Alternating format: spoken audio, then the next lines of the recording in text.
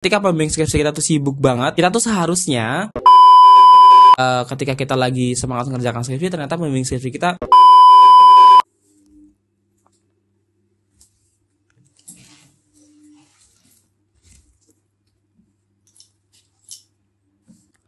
Halo guys, selamat datang di channel Ezra Al-Fatah. Di channel ini kamu bakalan dapetin tips terkait gimana cara ngerjakan skripsi, gimana cara menghadapi seminar dan sidang skripsi. Nah, kali ini di channel Ezra Al-Fatah aku punya segmen baru yang namanya yaitu Untuk Pembimbingku. Dimana segmen ini teman-teman bebas buat sharing ke aku, buat curhat ke aku terkait kendala selama menghadapi dosen pembimbing. Aku sediakan email khusus buat kamu untuk curhat. Nah, nanti emailnya teman-teman bisa cek aja di deskripsi dari video ini. Nah, kali ini adalah episode pertama buat segmen Untuk Pembimbingku. Udah banyak banget email dari teman-teman yang masuk ke email aku. Nah, aku bakalan bacain dan respon satu persatu dari email yang pertama kali masuk ke dalam email aku. Nah, sekarang udah ada email satu orang, coba kita respon. Nah, hari ini aku bakalan bikin video Untuk Pembimbingku itu dari email dari Afifah. Ya, aku bacain ya. Assalamualaikum warahmatullahi wabarakatuh. Waalaikumsalam warahmatullahi wabarakatuh. Halo Kak Ezra, halo juga. Kenalin aku Afifah, salah satu mahasiswi semester akhir di salah satu kampus di Yogyakarta. Jadi aku mau cerita Kak, kalau dosen pembimbingku adalah orang yang super slow respons sekali kalau ditanya terkait dengan revisi proposal aku. Beliau juga susah banget kalau untuk diajak ketemu karena memang super sibuk banget. Beliau merupakan kepala suatu organisasi yang memiliki tugas cukup banyak dan bukan hanya bertugas di luar kota, bahkan sering sampai ke luar negeri. Aku bingung banget Kak, gimana caranya biar aku bisa lulus dengan tepat waktu dengan kondisi dosen pembimbing skripsi yang sulit dihubungi. Terima kasih. Wassalamualaikum warahmatullahi wabarakatuh. Waalaikumsalam. Oke, terima kasih Afifah yang udah kirim email ke aku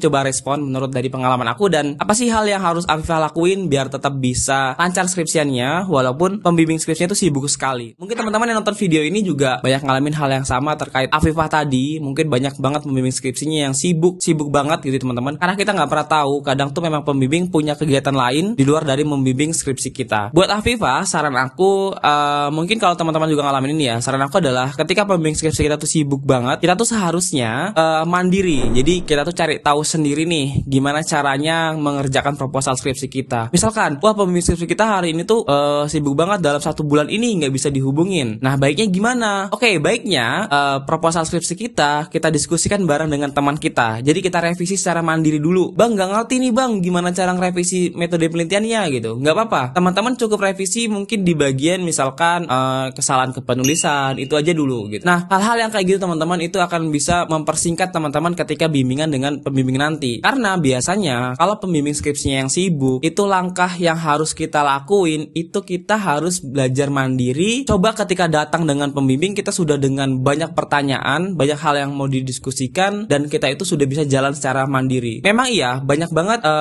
dosen pembimbing itu yang beranggapan kalau mahasiswa itu semuanya bisa ngerjakan sendiri. Padahal kan kita juga nggak bisa kayak gitu semua ya teman-teman. Aku paham banget tentang itu. Mungkin Afifah juga salah satu mahasiswi yang seperti itu, yang tidak bisa mengerjakan sendiri nih bang. Tapi dengan cara kita coba cari tahu sendiri, dengan cara teman-teman subscribe channel ini, dengan cara teman-teman follow Instagram ataupun media sosial aku gitu ya. Mungkin di situ teman-teman bisa mulai belajar mandiri untuk mencari tahu nih hal-hal apa aja sih yang salah dari proposalnya masing-masing tanpa harus bertemu dengan pembimbing setiap hari. Nah itu cara yang pertama. Cara yang kedua adalah buat Afifah dan teman-teman lain yang mengalami hal ini, usahakan ketika bertemu dengan pembimbing skripsi yang super sibuk, itu sekali ketemu kita udah tahu nih apa aja yang mau didiskusikan. Jadi caranya gimana Bang Ezra? Caranya gini, ketika teman-teman ketemu dengan pembimbing gitu ya, pembimbing yang sibuk, ini jarang banget nih ketemunya, mungkin 2 bulan sekali, bahkan 3 bulan sekali baru bertemu gitu. Nah teman-teman itu catat dulu apa-apa aja hal yang memang menjadi kebingungan bagi proposal dari teman-teman atau skripsi teman-teman. Contohnya teman-teman bingung nih, gimana sih caranya mencari artikel online gitu ya, artikel online yang misalkan sesuai dengan skripsinya gitu. Nah udah coba cek Instagram aku, udah coba diskusi dengan teman-teman yang lain, ternyata masih juga bingung gitu kan. Nah itu dicatat dalam satu catatan, dibuat apa aja nih yang mau didiskusikan dengan pembimbing skripsinya. Nah atau contohnya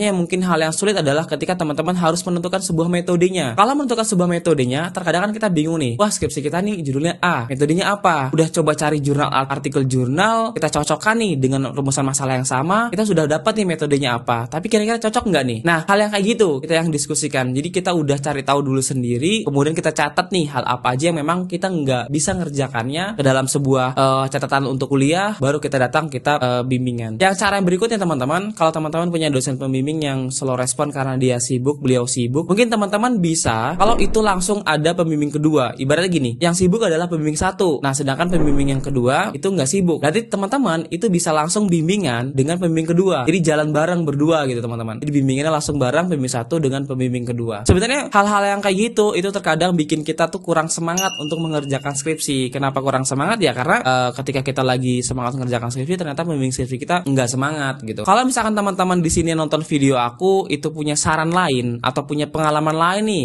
menangani dosen pembimbing yang dia itu slow respon banget, teman-teman bisa juga kasih tanggapan di kolom komentar video ini ya. Jadi buat aja di kolom komentarnya. Nah, atau teman-teman ada yang mau curhat secara sekilas kayak, "Bang, iya Bang, aku gitu juga nih," gitu. Pembimbing aku juga slow respon banget. Kebetulan pembimbing aku dia ketua jurusan, itu gimana Bang ya gitu. Nah, teman-teman boleh banget juga, silahkan aja tulis di kolom komentar di video ini. Nah, tapi kalau teman-teman mau curhatnya secara luas, secara banyak gitu ya, teman-teman bisa kirim email ke aku melalui email yang khusus untuk segmen ini di YouTube aku. Nanti ada di deskripsi konten ini, teman-teman cek aja. Nah, jadi teman-teman ada lagi kalau menurut aku hal yang harus kalian lakuin kalau pembimbing skripsi kalian itu adalah orang yang sibuk, nggak sempat membimbing skripsi kalian gitu ya. Dan setuju nggak sih kalau misalkan kelancaran skripsi itu juga berhubungan dengan kelancaran dari pembimbing skripsi kita? Bagaimana pembimbing skripsi kita itu mempengaruhi kelancaran skripsi kita? Bener nggak sih? Bener dong ya. Misalkan kalau pembimbing skripsi kita itu orangnya fast respon banget, cepat merespon nih, bener-bener kayak setiap minggu kita bisa bimbingan, itu pasti skripsi kita bakalan cepat selesai. Kalian setuju nggak sih? Setuju nggak nih? Kayak gitu. Biasanya kayak gitu. Nah, tapi gimana kalau yang kayak tadi Afifah? Nah, jadi teman-teman tuh bisa kayak gini. Kalau ketemu dengan pembimbing yang slow respon kayak tadi, kayak Afifah tadi gitu ya. Misalkan di WhatsApp itu susah banget, nggak bales gitu ya. Nah, kalau tadi kan Afifah itu kendalanya adalah pembimbingnya itu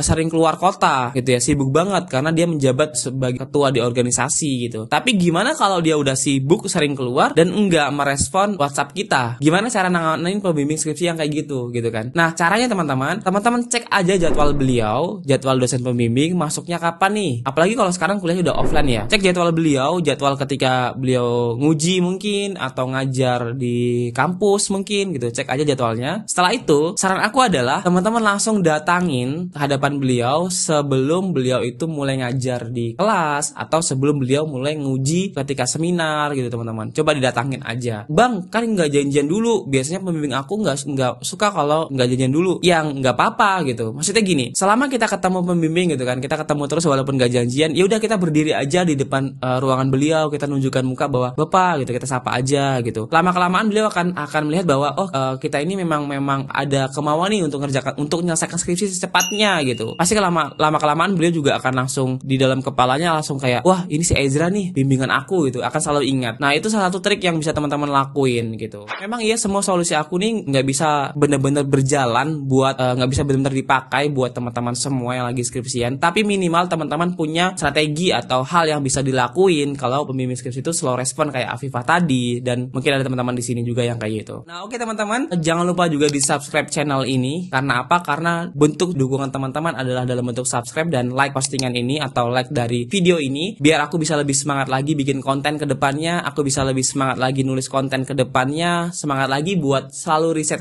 konten apa sih yang bermanfaat dan menarik buat teman-teman semua. Jadi jangan lupa di subscribe dan di like juga. Share juga ke media sosial teman-teman. Setelah nonton video ini, teman-teman bisa juga cek Instagram aku atau TikTok aku juga. Itu banyak juga tips-tips yang bisa teman-teman terapkan di dalam dunia perskripsiannya. Oke, terima kasih banyak. Cukup sekian sih kalau untuk episode pertama dari untuk pembimbing aku, segmen untuk pembimbingku. Kedepannya tungguin aja untuk segmen untuk pembimbing aku yang kedua. Terima kasih banyak teman-teman. Dadah.